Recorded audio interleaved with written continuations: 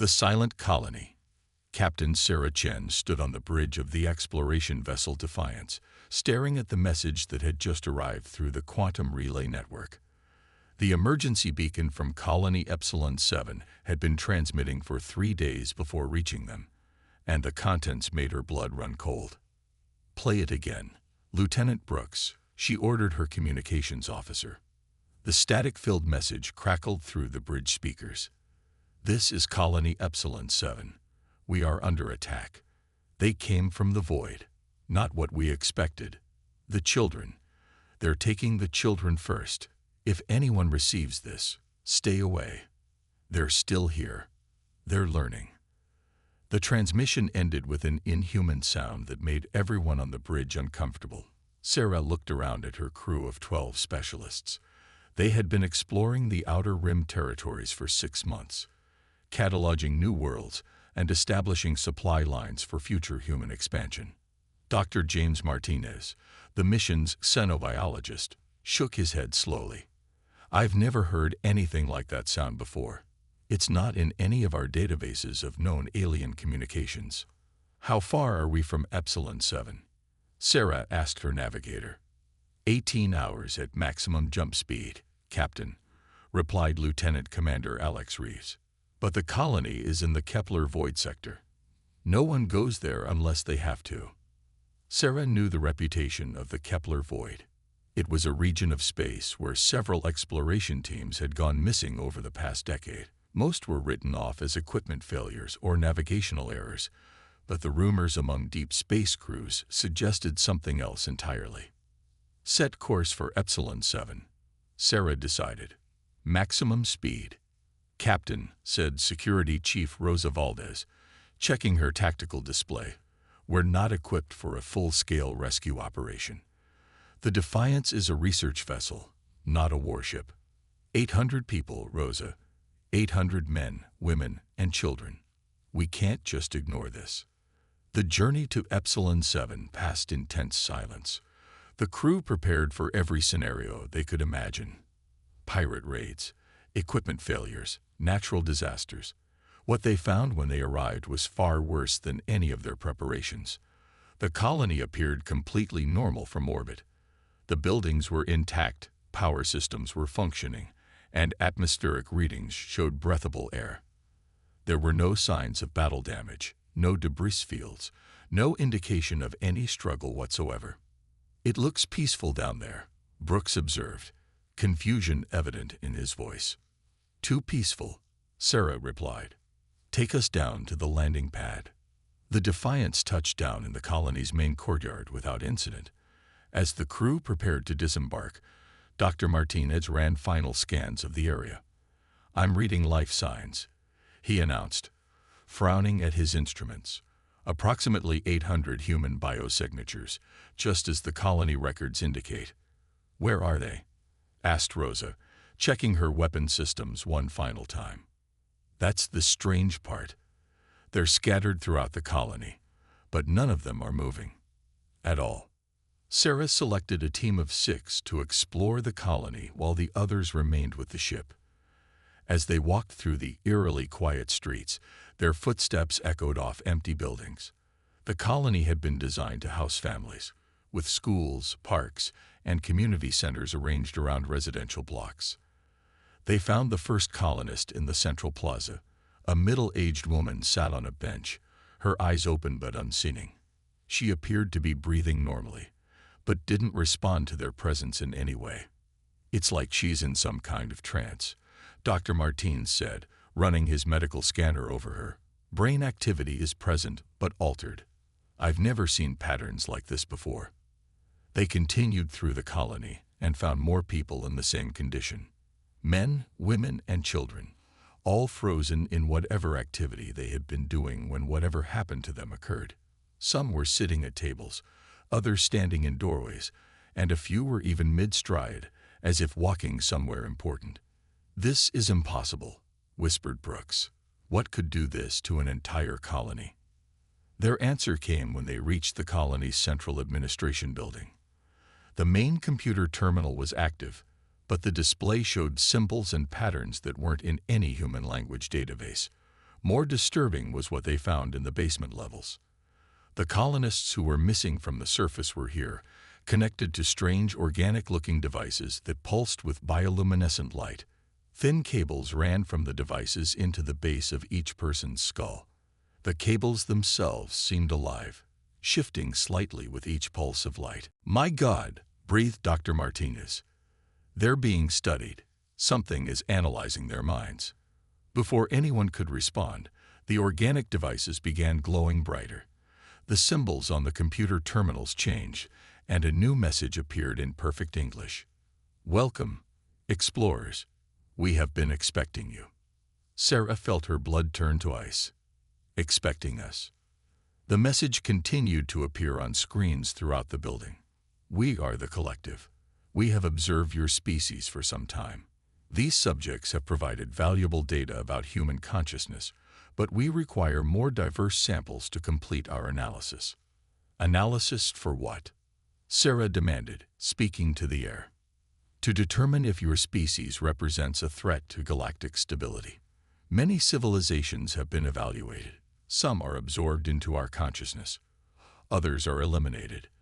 Your species shows unusual characteristics that require further study."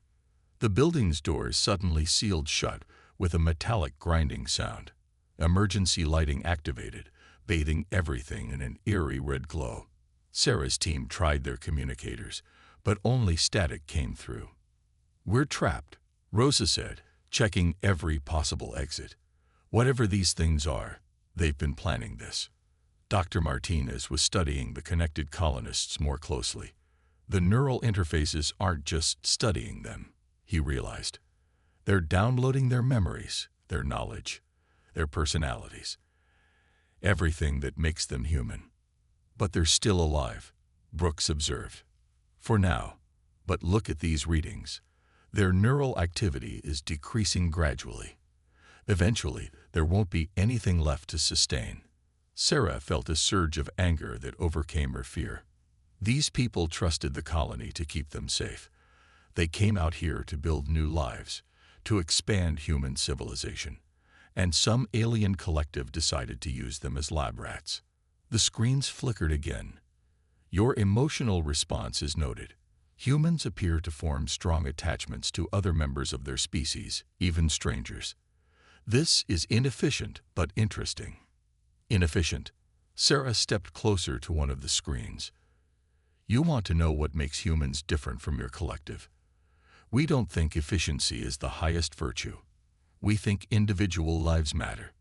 We think freedom matters. And we sure as hell don't think you have the right to judge us." Your defiance is also noted. Most species submit once they understand the futility of resistance. Sarah looked around at her team. They were scared, but she could see the same anger in their eyes that she felt. These weren't career military personnel. They were scientists, explorers, and technicians who had signed up to discover new worlds, not fight alien invaders. But they were human, and humans had a long history of rising to challenges that seemed impossible. "Martinez, can you disconnect these people from the machines?" "I think so, but it might be dangerous. We don't know what the process will do to them." "Leaving them connected is definitely dangerous. Do it." As Dr. Martinez began working on the neural interfaces, Sarah turned back to the screens. "You want to study humans? Then study this. We don't abandon our own. We don't calculate the efficient response. We do what's right, even when it's impossible." The screens went dark for a moment, then displayed a new message. "Your actions are unpredictable. Our models cannot calculate your next probable responses. This requires immediate study." New devices began emerging from the walls, similar to the ones connected to the colonists but clearly designed for the exploration team. The collective had been preparing for their arrival. "They'd been watching us since we got here," Rosa realized, "studying our behavior, learning how we think." "Then let's give them something they can't predict," Sarah said with a grim smile. She grabbed her sidearm and shot out the nearest screen. The explosion of sparks seemed to surprise the alien systems as lights flickered throughout the building. Her team caught on immediately, using their equipment to create chaos in ways the collective clearly hadn't anticipated. Dr. Martinez started singing loudly while working on the neural interfaces. Brooks began reciting poetry from memory. Rosa started telling jokes, and the others joined in with whatever random, illogical human behavior they could think of. The collective's responses became increasingly erratic. The screens displayed error messages in alien languages, then human curse words, then mathematical equations that made no sense. "Their systems are overloading," Dr. Martinez shouted over the noise. "They can't process this much randomness and irrationality at once." The first colonist, disconnected from the machines, opened her eyes and looked around in confusion. Where am I?" "You're safe," Sarah told her. "We're getting you out of here." But even as they freed more colonists, Sarah knew this was just the beginning. The collective was vast, ancient, and had been consuming civilizations for millennia. Humanity had just announced its presence to something that viewed entire species as either resources to be absorbed or threats to be eliminated. The building's communication systems suddenly activated, and Sarah realized she could reach the Defiance. "This is Captain Chen. Emergency evacuation protocol. Get everyone aboard now."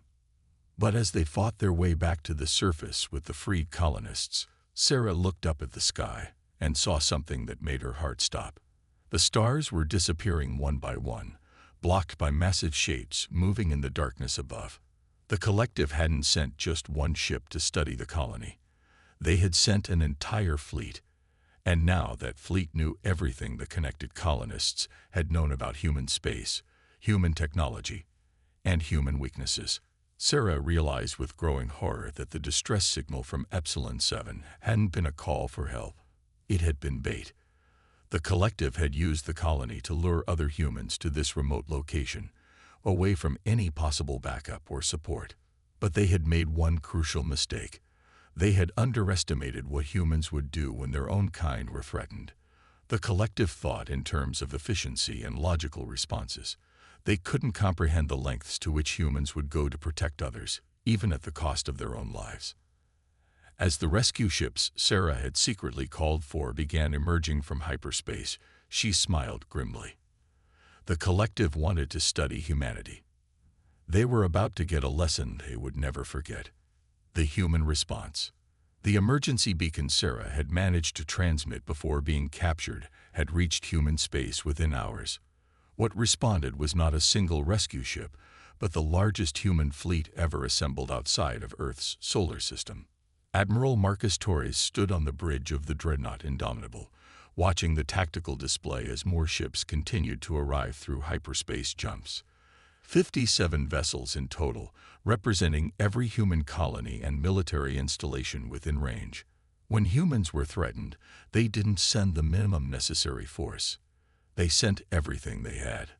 "Admiral," reported Commander Lisa Park, his tactical officer, "we're reading massive alien signatures in the Epsilon 7 system. At least 200 vessels, possibly more. They're unlike anything in our databases. Any word from Captain Chen and the Defiance?" Last transmission was 18 hours ago.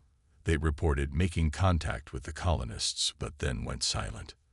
Torres had served in the human fleet for 30 years, rising through the ranks during the expansion period, when humanity had first reached for the stars. He had seen pirates, hostile alien encounters, and natural disasters that claimed entire ships. But this felt different. This felt like an existential threat to human civilization itself. "All ships, prepare for battle stations. We're going in."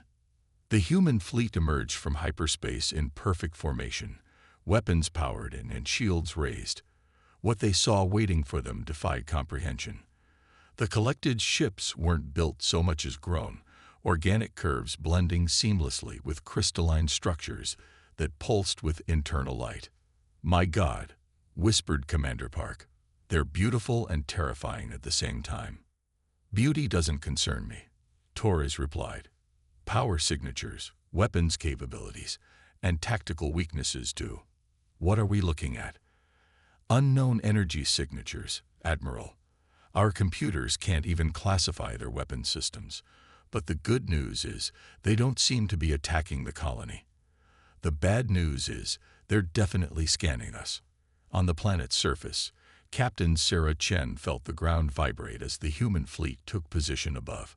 Through the colony's communication systems, which the collective still controlled, she could hear the initial exchange between the two forces. The collective's message was transmitted simultaneously to every human ship. Human vessels, you have entered a research zone. Your species is under evaluation. Withdraw immediately or face assimilation. Admiral Torres' response was broadcast back just as clearly. This is Admiral Marcus Torres of the human colonial fleet. You are holding our people against their will. Release them immediately, or we will take them back by force. Your threats are inefficient. We have analyzed the minds of your colonists. We understand your capabilities, your technologies, your tactical doctrines. Resistance will only result in your destruction. Torres smiled grimly. You might understand what's in our databases, but you don't understand what makes us human. All ships begin random tactical maneuvers. Execute Protocol Chaos. What followed was unlike any space battle in recorded history. Instead of the orderly formations and predictable tactics that military academies taught, the human ships began moving in completely random patterns. Fighters broke off in seemingly arbitrary directions, capital ships spun in circles, and support vessels started broadcasting music, poetry, and comedy routines on all frequencies. The collective's response was immediate confusion. Their ships, which had been moving in perfect coordination, began hesitating. Their targeting systems couldn't predict where the human ships would be next, because the humans themselves didn't know. They're trying to analyze our behavior patterns, Commander Park observed, watching the alien ship's responses. But we're not following any patterns. That's the point, Torres replied. Continue random operations. All ships implement individual creativity protocols. Do whatever you think might work. The order was unprecedented in military history. Instead of coordinated strategy, each ship's captain was told to follow their own instincts and imagination. The results were spectacular. Captain Rodriguez of the heavy cruiser Determination began using his ship's mining lasers to carve artistic patterns into nearby asteroids. Captain Kim of the destroyer Relentless started broadcasting her grandmother's recipes in 17 different languages. The fighter squadrons began performing aerial acrobatics that served no tactical purpose but looked incredible against the starfield. Down on the planet, Sarah watched through the colony's sensors as the battle unfolded. The collected ships were responding with increasing erratic behavior, their perfect formations breaking apart as they tried to counter threats that didn't follow any logical pattern. They can't adapt, she realized. Their whole system is based on prediction and efficiency. They've never encountered an enemy that deliberately acts irrationally. Dr. Martinez, who had been working to free more colonists from the neural interfaces, looked up from his work. It's more than that. Look at these readings from their systems. The random inputs are causing cascade failures throughout their network. Their hive mind can't process true randomness. Sarah had an idea. Can you connect me to the colony's main transmitter? What are you thinking? If randomness disrupts their systems, let's give them more randomness than they can handle.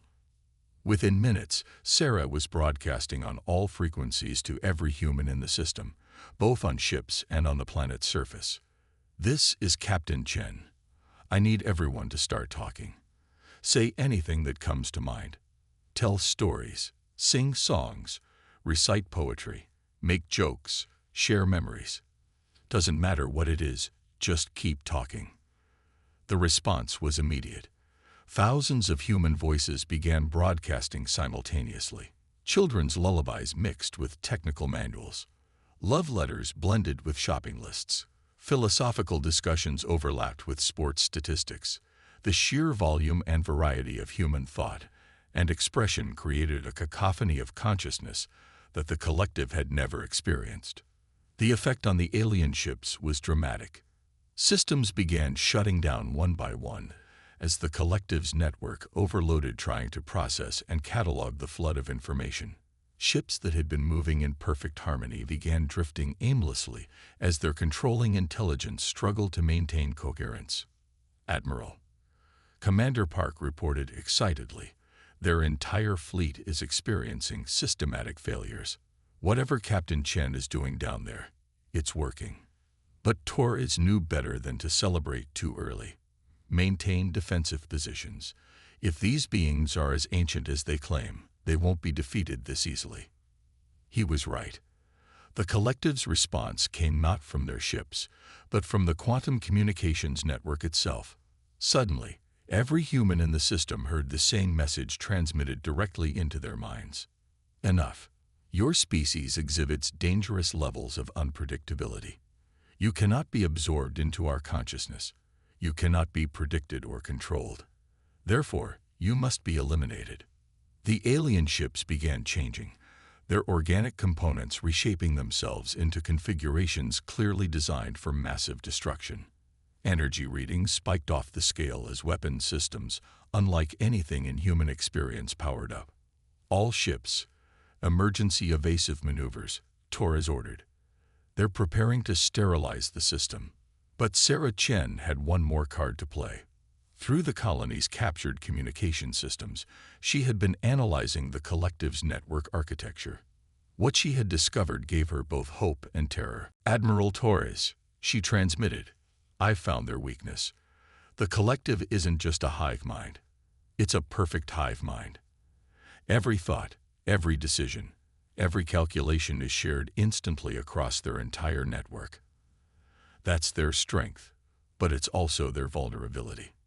Explain, Captain. If we can introduce enough chaos into their network simultaneously, we can cause a total system collapse, but it would require every human in this system to coordinate our randomness. That's a contradiction in terms." "No, it's not. It's the most human thing possible. We're going to organize chaos." What followed was the strangest military operation in galactic history.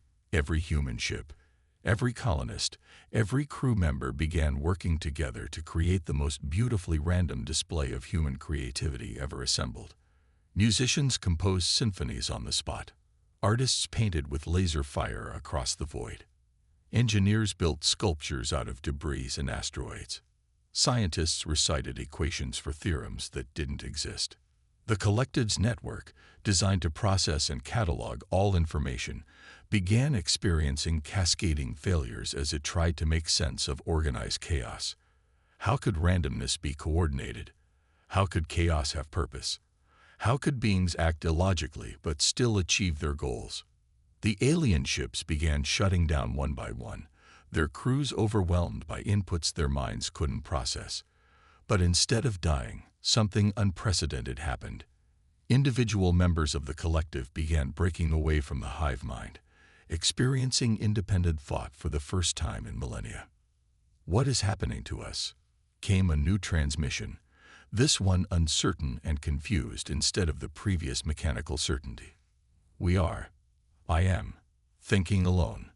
How is this possible?"